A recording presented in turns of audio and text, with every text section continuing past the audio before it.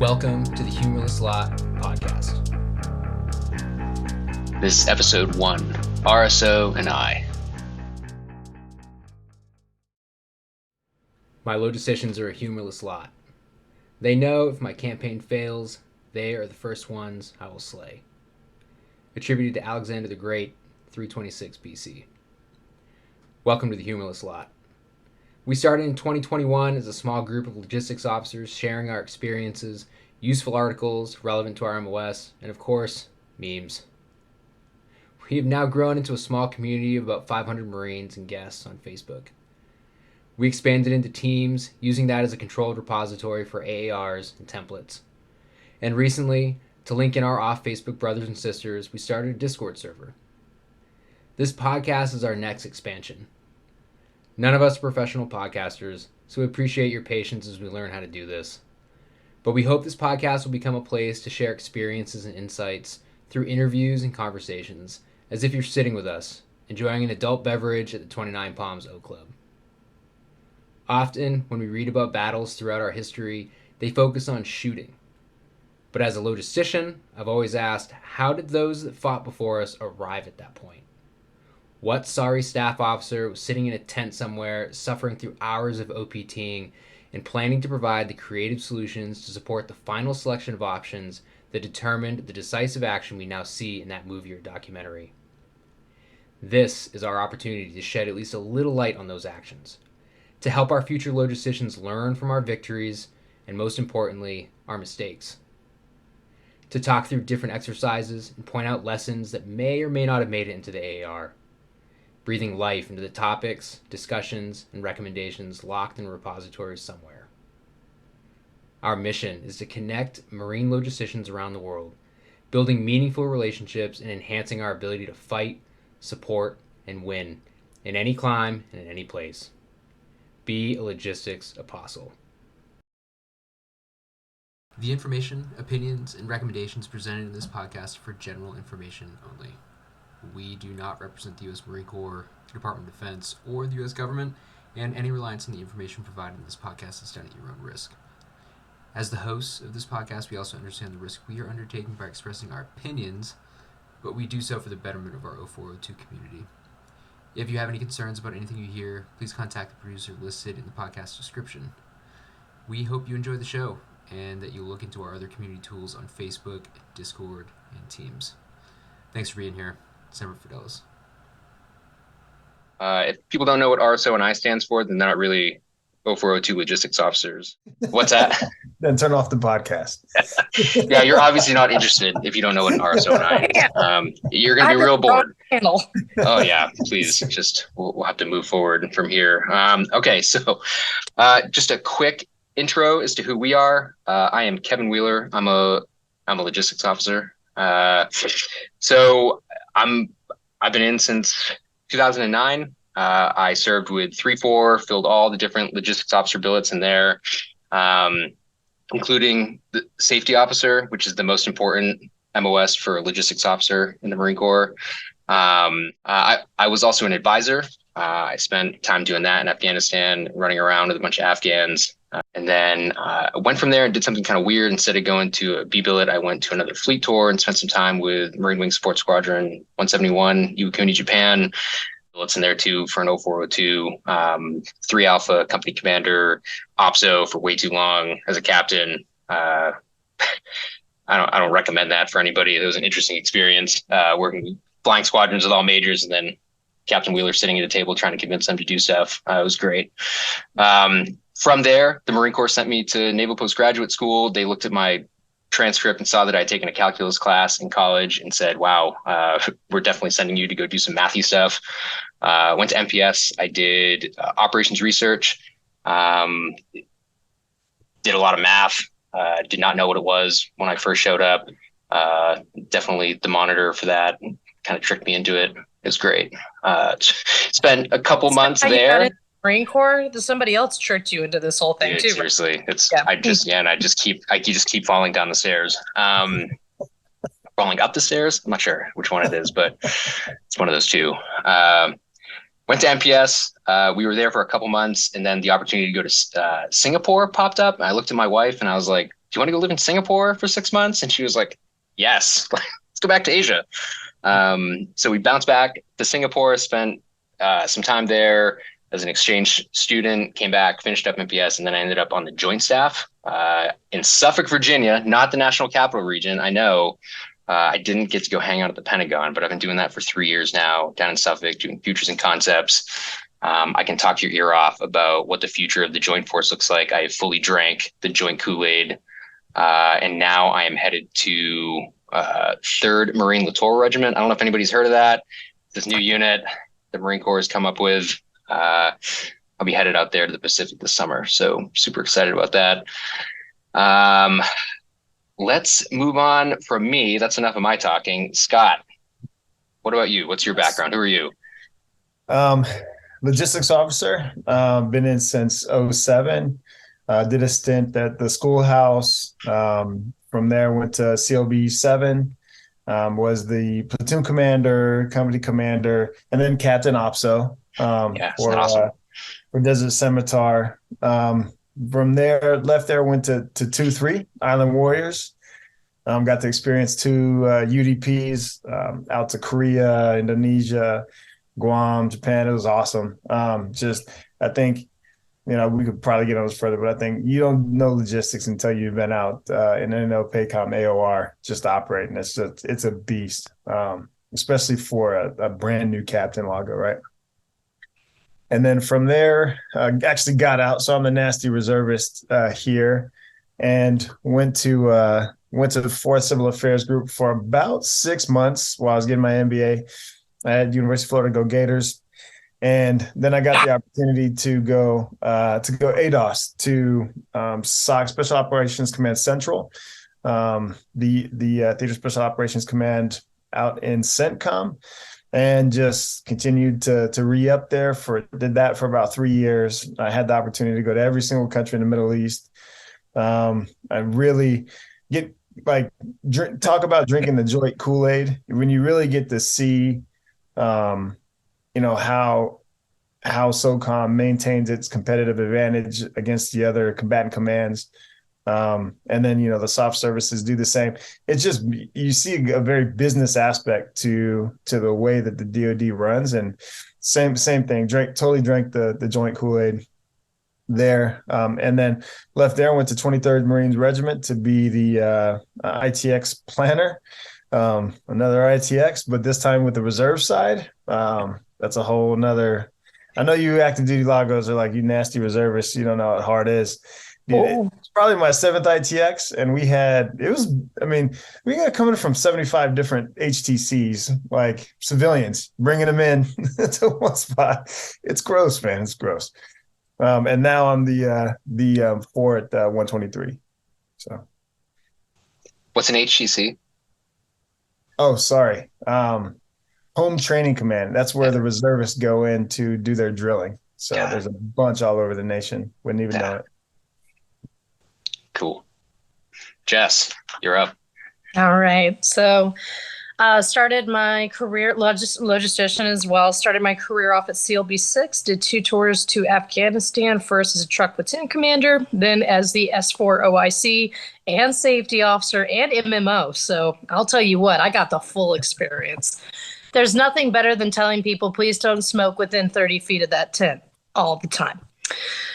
You're loved by everybody. What can I say? After that, I went to the School of Infantry East, and I checked in with Lima Company to be the XO, which is the Rehabilitation and Separation Company.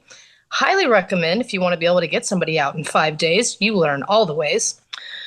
And then after that, I went to India Company over at MCT and got to be a company commander for the training company there. Absolutely fabulous, would highly recommend it to anybody. After that, I went to school. I went to the Combined Logistics Captain's Career Course at Fort Lee. So that was my first stint of joint. It was definitely an experience. There's a reason why they call them the Marine Corps Appreciation Tours. And after that, I went down to Marine Aviation Logistics Squadron 31. I actually had to look it up because I had never been in the wing, and I had no idea what a MALS did. And basically, it is the intermediate echelon for aviation maintenance. So it's much like our maintenance support battalions. But again, never had been to the wing, had no idea. I was the only ground officer in a squadron of 750 people. So very unique experience. And it was definitely like so what is it you say you do here? And I'm like, that's a great question. And we're going to figure this out together. Then I actually had an opportunity to go to Norway as I was an individual augment and got to be the Joint Movement Control Center OIC for Cold Response 2016, which was absolutely fabulous. Came back. It was really cold, but fabulous. Came back, spent more time with Mouse 31. After that, was trying to get out of the wing, and they were like, oh, you can't go anywhere just yet, because I went up to Second Mott, Cherry Point, to be the G4 operations officer, which, again, another great experience, especially to see it at more of an operational level rather than the tactical level. And as I was telling the gentleman before we started recording, I applied to SAW. I wouldn't say that I didn't think I'd get in, but I didn't think I'd get in. And then, look, surprise. I'll keep the expletives to a minimum. But the message came out, and I was like, well, I guess we're doing this. So currently I am a SAW student. I will be graduating in June, and then I will be heading to MARSOC. Awesome. Yeah. Great. Yes. So I actually did not know all of your histories before this, so it is cool to hear all the experience that we have sitting here. Yeah. I know.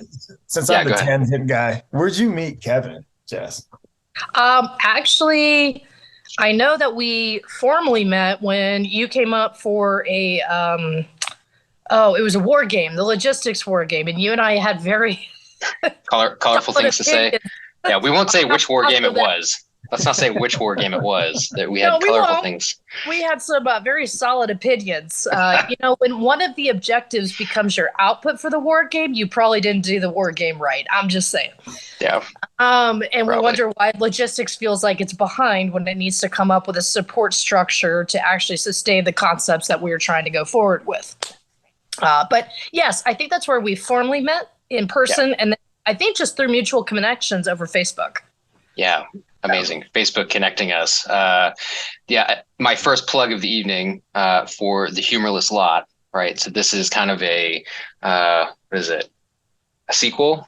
Am I using that term correctly? Saw guy? Saw lady? Saw guy. See? Sequel. Are we trying the to knife get hands. back, or are we trying to just go like this way and create a whole new plan? Oh, man. Yeah, we're already too deep. So... Okay. I told you me. I hate SAW people. You had to go there. Oh gosh, no. I've worked for so many SAW people and I love them all. Okay, so yes, Humorless Lot, man, spider, squirrel. Oh yeah, but back to shiny objects. Okay, so yes, this podcast is a spinoff of the Humorless Lot. So the Humorless Lot was started, which my buddy Will, who was supposed to be on this podcast, but he had all kinds of excuses why he couldn't show up tonight. I'm sure he'll make a guest appearance at some point, and we're going to make fun of him in this podcast because he's not here. It's good. It's perfect. He's not here to defend himself. He had this idea a couple years ago and started telling me about how all the supply officers in the Marine Corps had a Facebook group, and how when they needed stuff, they would communicate with each other and talk to each other. And I was like, why don't the Lagos have that? We're more important than supply officers. We should have something like that. Yeah. Just joking, supply officers, we love you. But, functional logistics, they know it.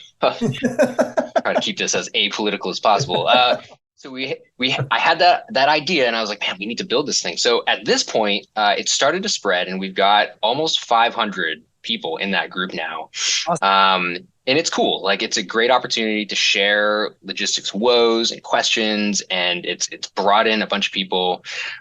This podcast is meant to try and bring in more people and bring them into the conversation and kind of be a way for log officers to connect with each other and hear about experiences, especially as the next generations are coming up in the Marine Corps. And I know for me, when I was even now, like especially now, as I'm coming up in the Marine Corps, I'm trying to figure out what my job is as a logistics officer. I remember, especially the second lieutenant, sitting in an office on Camp Wilson with another, an 04 logistics officer, and just being like, I don't know what I'm supposed to be doing here. Like an advisor team, like I'm supposed to be advising, but also doing logistics. Like, do I count the water bottles? Is that my job? And just getting kind of vague answers back and just being like, I don't know. I did count the water bottles. That did end up being my job. But I see this as an opportunity to now, take logistics officers, put them in front of a microphone, and just like you're connecting officers in an O club and just being like, man, let's just war story it up, and talk about it. Except now you're not a captive audience. Like if you don't want to listen to this, just skip it, or turn it off. Can't really do that in the O club when, the O5 or the O6 is spouting, great information. Like you can just walk away, but now you can. This is a podcast. You can just leave whenever you want and just maybe never come back, and that's fine. So that's what this podcast is specifically. And, since then, we've also started a Discord server. I know Discord, people are like, what is Discord? I think it's my generation or older. They're like, we've never heard of this. And then I asked my brother, who is 9 years younger than me, I'm like, have you heard of Discord? He's like, yeah, who hasn't heard of Discord? Everybody's on Discord. That's where all the gaming happens. That's where we're all talking about stuff. People are finding religion on Discord. I mean, there's so much stuff on there, right? Like, apparently. What I really love about Discord is that it becomes a repository, which could be good or bad. Hopefully good, mostly because we've got moderators and got people watching it. Same thing with the Facebook site. Like you can go to a search function and type in, I am going to Norway, and I want to know everything about Norway that is happening or people have done in the past. And in the search, whatever, it comes up with all the times that somebody has mentioned Norway, wow. Like, I guess you can go to the Marine Corps Centers for Lesson Learn and pull the Word or the PDF document that has an after action stuff in there. But man, we're all going, God, why is this not more efficient? But it's up to us to figure that stuff out. So hopefully that's what this helps us branch out into is, build a database, build a storage like somewhere, where a repository of stuff that we can talk about. And this podcast fits up into that, right? This is going to be the word of mouth. Hey, this is the experiences that I had. This is, and now we'll get into like, okay, this is the main idea, the what we're trying to do with this podcast. There's so much wisdom and information out there and stuff that we want to talk through, experience that people have had over the last, the person furthest back that I talked to actually at some random dinner was I think he's a 2-star general, 3-star general that I was like pitching this idea to. And he was like, I'd love to come on there and talk about logistics. He was a logistics officer in like the tail end of Vietnam, like, man, like let's talk about logistics from Vietnam. Who's recording that stuff? I mean, like somewhere in the National Archives, there's probably a book somewhere that talks through like where the wag bags came from in Vietnam or like wag bags. Enough. Did you know it's only one battalion supporting an entire MAF in Vietnam at the beginning? Like one logistics battalion? One logistics battalion. No, I didn't know that. See, this is, God, that's depressing. But that's because logistics isn't important. We need to get more trigger pullers out there. It's good. It's good. Yeah, exactly. Good. So this is exactly why we should talk about this stuff, especially as I feel like we're on the cusp of new things happening in the Marine Corps and trying to figure out how logistics happens in the Pacific. It appears that we fought wars there in the past. I don't want to go fight a war there, but if we do, like we should be prepared and we should probably learn from the stuff that's happened in the past. So it's worth talking about.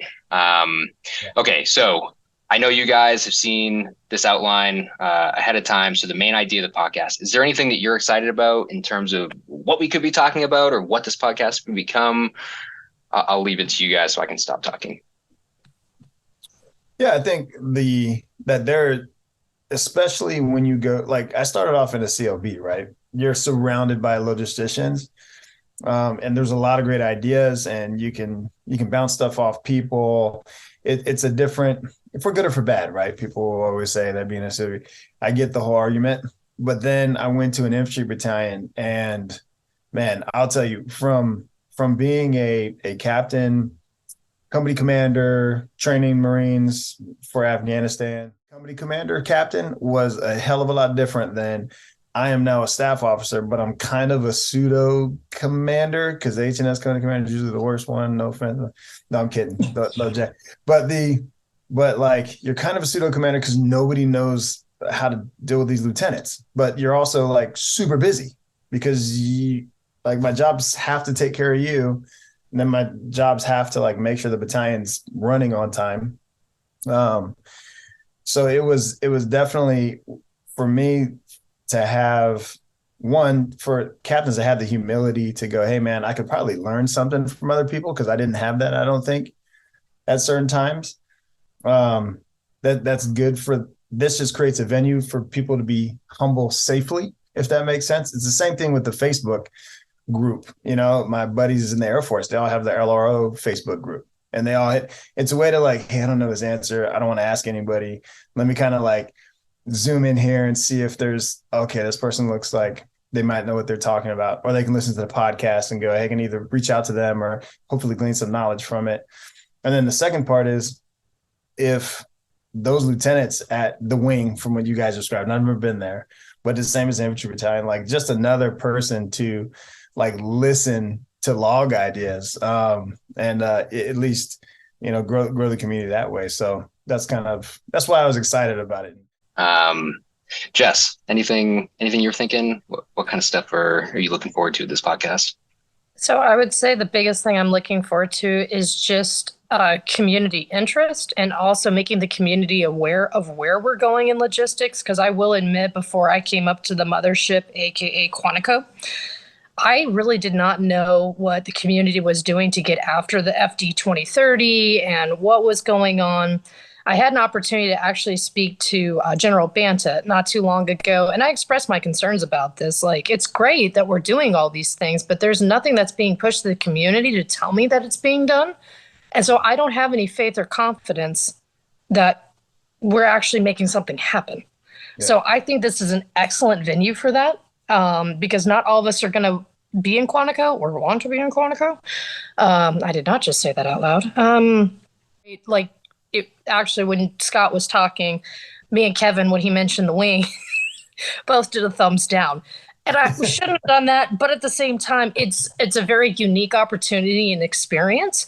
But I would say, as a lieutenant, if you were going there and you don't understand the swinging with the wing thing, and you need somebody to talk to, and you're not real comfortable with the Mag 4, this is the opportunity to take advantage of everybody else's experiences. Absolutely. And go, okay, so what is GSE? And what is that? And what's allows? I'm like, oh, okay, we got some work to do.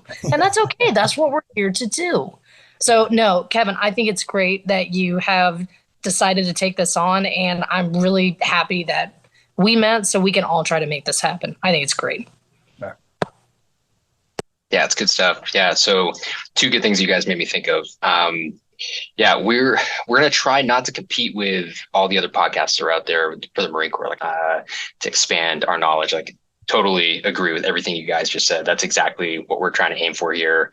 Yeah, man, I've got so much stuff to talk about in terms of, aviation ground support in the wing, right? You're right. Like, if you haven't been there, it's a completely different world, and the different communities where we're all at. Another feature of the Humorless Lot that I haven't really publicized much, we did it more in the beginning, the log officer locator. So yeah, you can go into MOL and do the officer locator, whatever, people locator, but the log officer locator is a tool that we've set up using a Google form. You fill in your information completely voluntary, fill in some basic information about yourself, and then it compiles into a spreadsheet. And then we post that spreadsheet to our team site. See, another Humorless Lot thing, where if you want to store CUI or sensitive items, you can put it on there and know that only a person in the Marine Corps or somebody with a CAC can get on there and look at it. So there's a spreadsheet there with all the different units where people are at. So there are all the logistics officers that are associated with the Humorless Lot that wanted to share. They put that on there. So if you're going to MALS 24 and you're like, I'm going to go to MALS 24, I have no idea what MALS 24 is, you can go to the log officer locator on our team site, type in MALS 24 and see who's been at MALS 24, and then cold email people and just be like, hey, I am a newly promoted captain who's going to MALS 24. I have no idea what MALS even stands for. Please help educate me. Or you can post on our Facebook, post in the Discord, whatever, and people will just direct you. I've seen it happen already over the past, I don't even know how long it's been up, 2 years, a year. I think it's been a year we've been up. I've seen such good interactions between people of hey, I need a template for health and welfare inspection. Yeah. Somebody please tell me what that's supposed to be. Tell me. Okay, that by far was my favorite because it was on a Sunday. And I'm like, I need to know what's going on. Right. I don't care that you need a health and care or welfare template. I need to know the drama. Yeah. Somebody tell me the drama. It was so good. Yeah. I mean, stuff like that just makes you smile, you know, like I love that. So that's out there too. So yeah, I'm excited to dig into all the different subjects. We've got kind of a basic methodology for the podcast. We'll try and do a couple hosts and a guest that comes on. We'll talk about a certain subject. There's tons of podcasts like this, right? Like we're just following the same template that's out there. We'll try and aim for like an hour time frame for the podcast. We're not eating up too much people's time. You know, you go for a run or for your commute or whatever, and this will be just something that can play and hopefully get to a good subject. We'll try and keep the conversation moving. Like us as the hosts are just there to encourage people to talk to each other. But again, like picture a conversation that happens at the O Club. You're just having a beer and you're just talking about, oh man, hey, you know, Scott and I are both living in 29 Palms, and these are the experiences we had with 7th Marines. Like, here's all the weird idiosyncrasies. You know, if Scott and I got together today, like no doubt we would go back to talking about our mutual contacts back at 29 Palms, like Josh, you know, like, and working for him and like what that was like. Right. It's an opportunity to connect people. And that's really what this podcast is all about. So, there's a list of stuff, and I'll start teasing this stuff as we start recording episodes and putting stuff up. But some of the stuff that's out there, an episode on logistics in Africa from a Marine Corps perspective, thoughts on Afghan R4OG. Does anybody remember what R4OG stands for? But Recession, like, retrograde. Damn, I forget the other two. I got really good at 2 of them, I think. Man, yeah. No, there's a third. Redistribute. Yeah. Reallocate? Nobody Google it. I'm not going to Google it yet. I'm going to resist the urge. I'm going to resist the urge to Google it. Cobra Gold, aviation ground support, what it's like in Thailand. Yeah, stop thinking about all the other stuff that happens in Thailand. There's actually stuff that happens for supporting flying squadrons and doing stuff around Thailand. Cool experiences with that. MWSS trainings. Talk about what it's like to train on mainland Japan, going to Camp Fuji, driving through mainland Japan for 2 days with 40 vehicle convoys. Man, yeah, good times doing that. Phantom Fury logistics. We got a couple guys a couple Marines that were in Iraq. They're excited to talk through what that experience was like. Mountain Warfare Training Center, mountain logistics considerations and stuff to think about going to MWTC. Got a lot of good stuff to talk about there. You were at CLB6. I don't know if you were there when we were there in 2013, but there was Shergazi was a big thing that happened there. There was a big VBID that hit there, and I got a Marine that's excited to talk about that and like get that out there. I mean, nobody really knows about it. Like it was a crazy day. I happened to be there. It was a wild day. Company gunny perspectives, man, I got a company gunny who is now a retired sergeant major. He was one of my company gunnies at 3-4 that wants to talk about logistics from like the company gunny's perspective. He's awesome. It's going to be a great one. Enhancing ally and partner relationships through logistics. MEU retrograde, like what it was like to be on the MEU as Kabul was happening. I think that's going to be a good one. Logistics in Syria is another one that's up there. Tech in the future logistics, perspectives from a Chief Warrant Officer 5 fuels officer at the Pentagon. My buddy Luke, he's excited to talk through what that's like. And then the last one, I think I added logistics advising during OEF. Could be interesting. We'll see. But yeah, so Jess, Scott, I know probably at least one of those was yours, but anything to add for your subjects, like a teaser, something to get the people excited about this podcast? Well, I don't know if I can get anybody excited here, but I mean, what I'd love now that that was a while ago when we sent out the subjects, talking about supporting like the serial withdrawal and logistics to SOF, because I think it's extremely relevant to where General Berger wants to go. It'd be also cool to bring on like my Army counterparts that were up there too, and have them give their kind of perspective, because we're all at different hubs and spokes, right? Kind of making this stuff happen. So, and that's good from more, I think, many different perspectives. Got a lot to say about training logistics officers. like I'm gonna be you might have to delete this, but I'll tell anybody who wants to listen. All the lieutenants that came to me were like, oh, they said that my staff NCO would know how to do this. Nope. Or they told me forget everything I learned at TBS. Well, you're a platoon commander. Everything you learned at TBS is completely relevant to your job in a Motor T platoon. You know what I mean? Like, so that's my unpolitical correct way of saying it. But Yeah, but Scott, tell me how you really feel. I'm just joking. It's good. I don't think we have enough money, time, or a couch. I'm just saying. We will. Honestly, we Yeah. should dig into that, and we will. Yeah. I think we will dig into it as we jump through more episodes. Yeah. Yeah, Jess. I think another really important thing to do too, like you already said, Kevin, is I'm pretty sure we've done something in the Pacific before. And so I don't know how much or if any of historical case studies have been looked at when we were doing the island hopping campaigns in the Pacific in World War II and what was actually brought forward, because it's not going to be much different other than some increased technology, A2AD, increased proliferation of PGMs, things like that. Sure. But there's general concepts that we can take from that and apply now. And I wonder just how much of that was actually brought forward. There's a really good book. It is a Navy book, actually naval doctrine from that time. I'm gonna have to look it up. It's by Eccles, though, Eccles, and it's operational logistics in the Pacific with little pictures as well. It is fantastic. It is made for me. I'm a big picture fan. So yeah, you had your acorns, your elks, and everything else. I'm like, why are we not thinking in terms like this of just taking what we've done before and bringing it forward? So I think it's important to also look to the past to see into the future. So that might be kind of interesting to look at is, hey, can we bring some case studies forward? But I think the experience thing is going to be the big thing on this podcast to get people interested, listening. And I will bring the humor. I will try my best. I'm sure there'll be some sideways things that I say, just like you did, Scott, and I'll be more than happy to share all of them. Was that sideways? I think it's great. I love sideways because then that means someone's thinking about something that no one else is. That's how I look at that. But I will say I don't necessarily disagree with your statement, because one of the things that I've even carried up to school now is, why are we doing this? And I'll never forget being in Locke, and we spent 2 weeks on arrows. And I was like, that's not what's going to land me in prison. What's going to land me in prison is the armory. Yeah, and we spent 2 days on that. So could someone please reevaluate their priorities? Because my priorities are pretty straight, and it's to stay out of prison. I am not going to do well in prison. I'm just saying. Lance Corporal Ammo Chief, who's is the one of one. Yeah.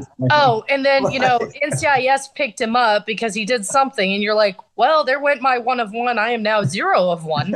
That's right. And all right, here we go. But I think things like that would be very good. I also think it's important to understand the difference, like we talked about before we started recording. There's nothing wrong with staff versus command tracks. And I think as long as talent management and force design really does embrace that, I think we will have a better quality officer as well, because they will determine from the get-go, this is what I would like to do.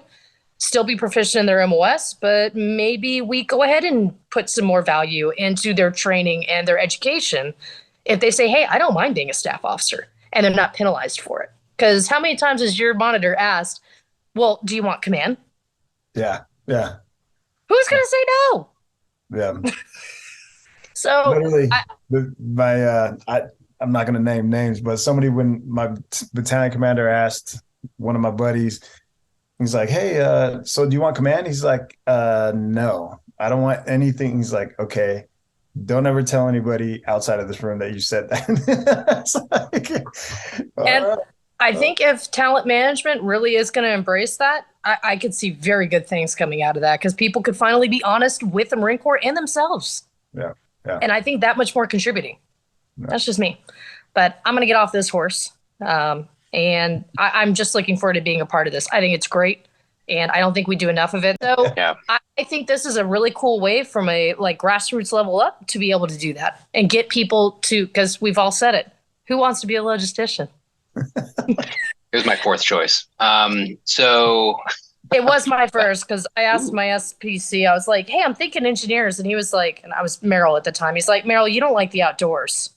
I was like, this is a good point, sir. What do you recommend? He's like, logistics. It's like, logistics, yes, sir. I will be putting that as number one. Thank you. I have a similar story. I put infantry as my number one choice, which is funny because my now wife back then, when I showed her my list, she was like, no, like you should definitely put logistics as number one. Like that is like throughout college, I've been like the planner. I'd planned all these events. I'd done all these things and like built training plans and all this stuff. And she's like, you would really enjoy being a logistics officer. And I was like, whatever, I'm joining the Marine Corps. I need to be an infantry officer. It's the only way.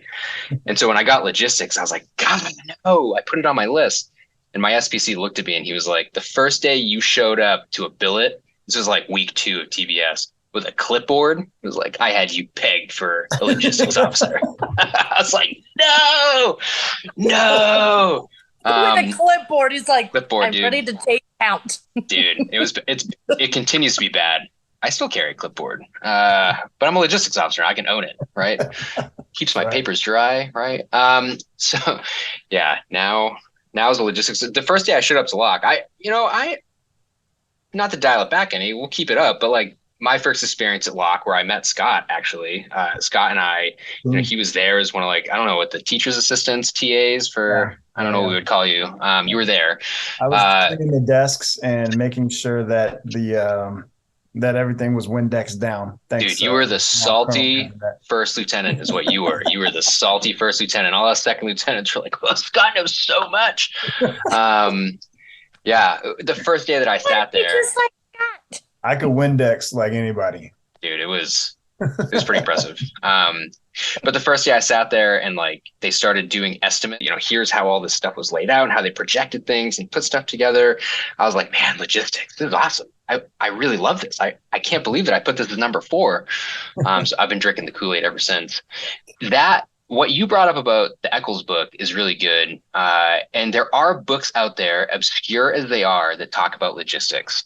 But you can't find them, right? Like this is something that I actually reached out to the Marine Corps Museum like a year ago and a couple other places asking them, like, do you guys have an archive of logistics stuff? Or is it just all battles and people shooting at each other and like all the stuff that's happening at the end? And they're like, oh yeah, we must have misplaced all that logistics stuff. Like nobody, I don't know where that's at. Nobody cares. And it's like, God, like think about all the stuff we could be collecting and bringing forward and talking about. I'm sure somebody listening to this podcast can be like, I know where all that stuff is. And we need to have you come out of the dark shadows of the basement and please talk to us and tell us, hey, here's some stuff to think about. That's what we need. On Discord. On Discord. And write the topic to Kevin on Discord. Yes, please join Discord. Yeah, I'll send out the link right after this. But yes, let's do it. Okay. Actually, Kevin, to your point about that, I would argue that's our biggest problem in the Marine Corps as well, because we have not been keeping track of that. We do not have historical data that shows a trend and then enables us to be able to project more accurately. So maybe we don't have to do push versus pull logistics. Maybe we can do just that instead of just time or just in case. Ugh. I don't know. Crazier things have happened. The Army has done a fantastic job of it. And I would like for us to be able to get to that same level at some point. I wish. And like you said, there's some dude at a McWill basement who is just dying to come out. Yes. And be like, I am here for you with this data. I'm going to put some stuff on the ground, lure them out. Yes, we are going to talk about nerd logistics stuff. I love it. This is what this podcast is about. So if you love nerd logistics stuff, you found a home. It's going to be good.